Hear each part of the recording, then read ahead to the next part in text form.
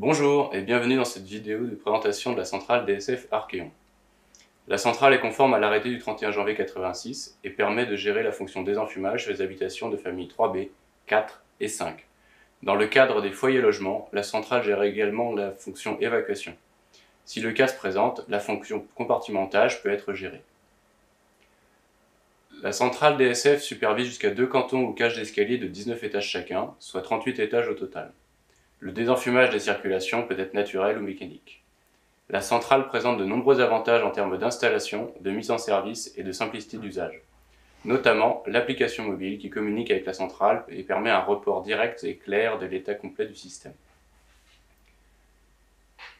Le système présente une architecture modulaire. Il comporte une centrale et plusieurs modules déportés dans les étages. La centrale dessert chaque canton par 2 bus, un de puissance qui alimente les modules et les asservissements, et un de communication qui remonte les informations et déclenche les scénarios de mise en sécurité. Chaque bus peut comporter jusqu'à 25 modules de tout type confondus. Il existe 3 types de modules. Chaque étage doit avoir un module d'étage. Il contrôle les périphériques et les asservissements présents à son étage.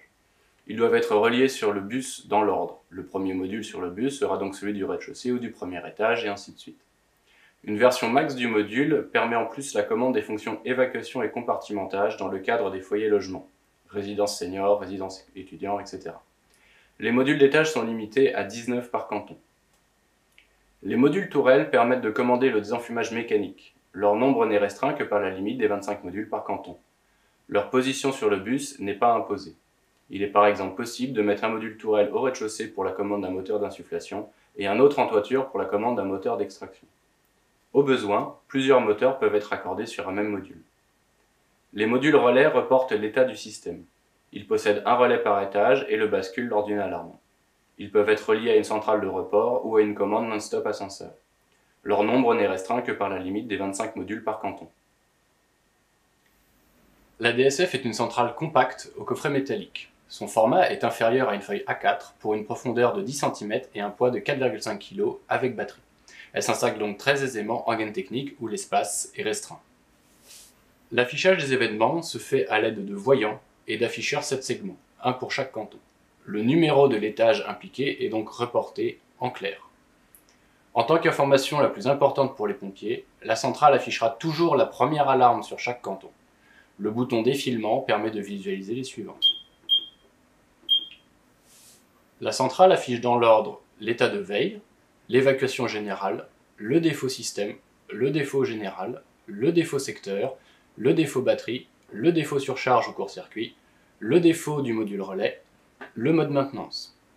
Pour chaque canton, on a les affichages suivants: évacuation générale, défaut et défaut désenfumage. La zone indiquée ici est la zone NFC. C'est la zone où il faudra approcher le téléphone pour pouvoir communiquer avec la centrale. Pour les boutons, on retrouve l'arrêt signal sonore, le défilement pour les événements, le réarmement de la centrale et l'essai voyant. Un récapitulatif des pictogrammes et des étapes de configuration sont rappelés à l'intérieur. La centrale a une autonomie de 13 heures en veille, plus 5 minutes d'alarme, et ne fonctionne que sur une seule batterie 12 volts de 7 ampères. La tension des asservissements est régulée en 24 volts jusqu'à épuisement de la batterie. Il n'y a donc pas de risque de chute de tension et de mauvais fonctionnement des asservissements. Pour faciliter le câblage et l'analyse des défauts, les borniers sont séparés les uns des autres. Une sérigraphie claire détaille le câblage attendu et les éventuels éléments de fin de ligne nécessaires. Chaque bornier est équipé d'une ou plusieurs LED reportant l'état de la ligne. Une analyse de défauts se fait donc en un coup d'œil. Cette importance donnée au câblage et à la recherche de défauts est une de nos marques de fabrique. Vous trouverez ce dispositif sur tous nos produits. La zone secteur se trouve en haut à droite de la carte, avec son bornier de raccordement présent ici. Sur la partie gauche, nous retrouverons la basse tension et la communication. La première zone ici concerne les bus de puissance, donc le bus du canton 1, bus du canton 2, et un troisième bornier permettant l'alimentation d'un report externe ou d'un autre équipement.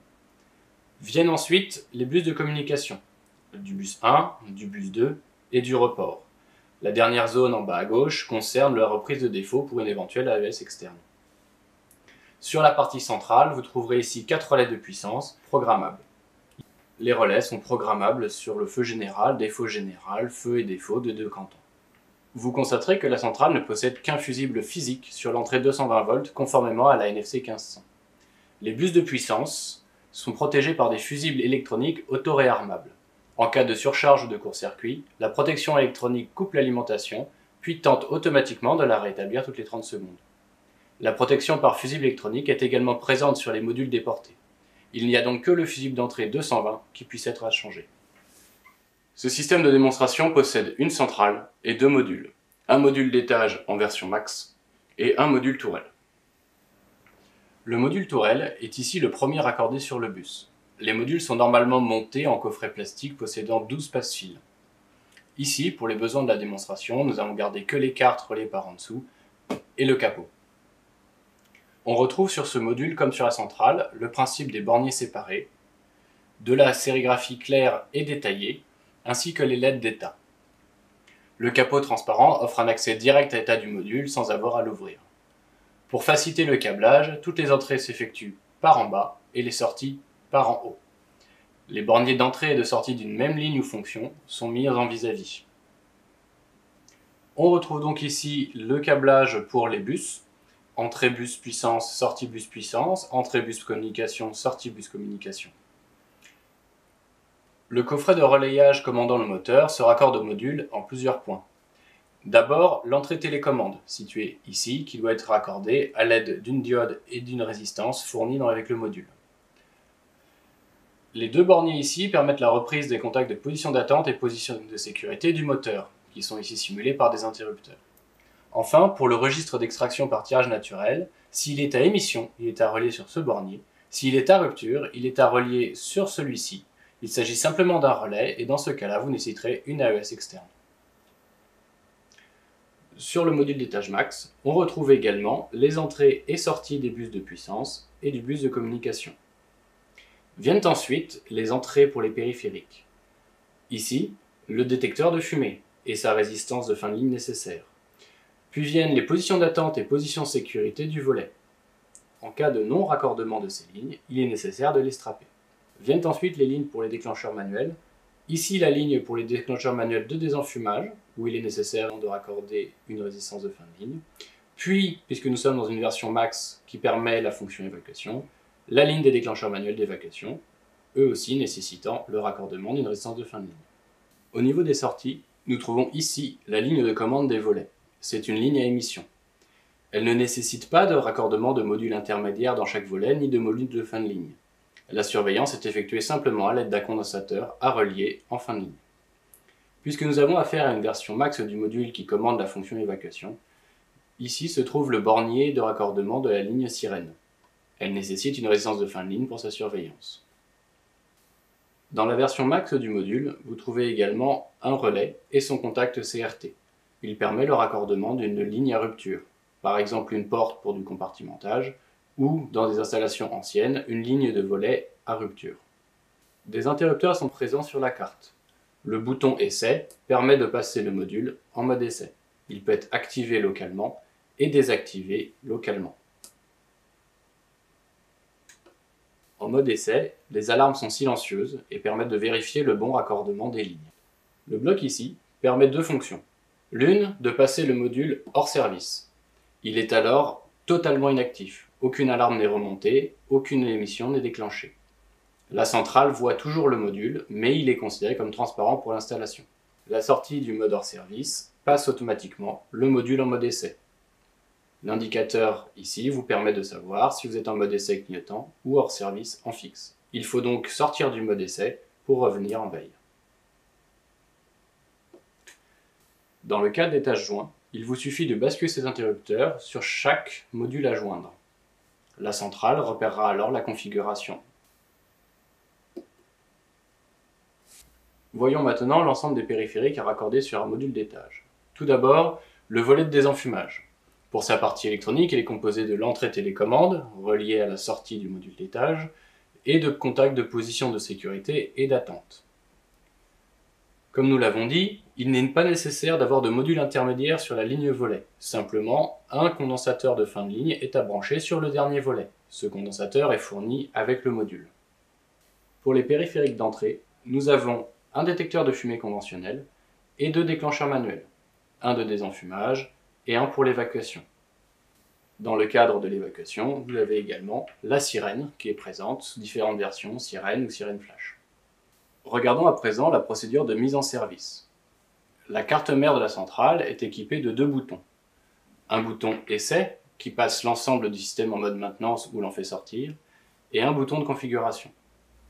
Un appui long sur le bouton config lance la procédure de mise en service.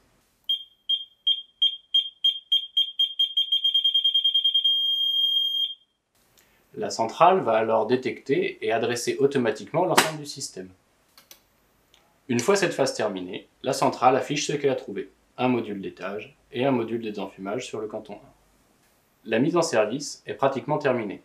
Puisque la centrale affiche le numéro des étages lors d'un événement, il faut lui indiquer si le premier module est au rez-de-chaussée ou au premier étage. Un double clic sur le bouton config passe la centrale en mode configuration.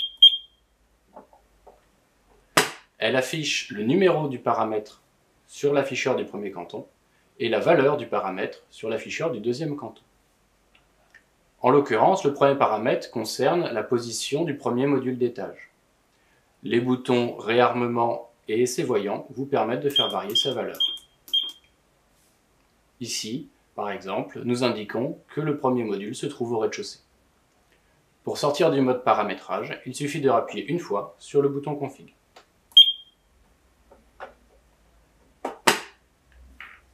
D'autres paramétrages optionnels sont possibles. Ils sont présentés dans la notice interne. Ils concernent notamment les scénarios d'évacuation dans les foyers logements, la programmation des relais supplémentaires de la centrale, le report en mode bus, etc. Une des particularités de la centrale Archeon est qu'elle est équipée en technologie NFC. Il s'agit du même protocole de communication que pour le paiement sans contact. Ainsi, si l'on approche son téléphone de la zone, nous allons pouvoir récupérer l'ensemble des informations du système. Prenons l'exemple d'un système en défaut. L'onglet bus de l'application donne une vue synthétique de l'architecture. Le nombre de modules et de modules d'étage par bus y est indiqué. La couleur jaune nous précise que le bus 2 est en défaut. En cliquant dessus, on obtient le détail du bus. On trouve ici la liste des modules et leur état. Notez que la centrale est capable de mesurer les courants dans ces bus, en moyenne et en crête. En cliquant sur le module en défaut, on arrive sur sa page dédiée. La carte électronique y est représentée et l'ensemble des défauts sont indiqués en clair. Il est possible de visualiser le bornier en défaut et d'en faire apparaître l'explication. La centrale enregistre les 1024 derniers événements et les reporte dans l'onglet historique de l'application. Les événements sont horodatés et facilitent ainsi le travail d'installation et de maintenance. Enfin, l'onglet configuration reporte la programmation de la centrale et les éventuels défauts des étages jour. Il est important de noter que l'application ne peut pas modifier le paramétrage de l'installation. Il s'agit d'une fonction report uniquement. L'application est totalement optionnelle et gratuite. Vous pouvez la télécharger sur votre store Android habituel. Sinon, au premier contact avec la centrale, votre téléphone vous proposera automatiquement de l'installer. C'est la fin de cette vidéo de présentation. N'hésitez pas à visionner les suivantes et notamment la démonstration de fonctionnement du système. Vous retrouverez l'ensemble des informations concernant nos produits sur notre site web www.archeon.pro. Vous pouvez également nous contacter à l'adresse contact@archeon.pro.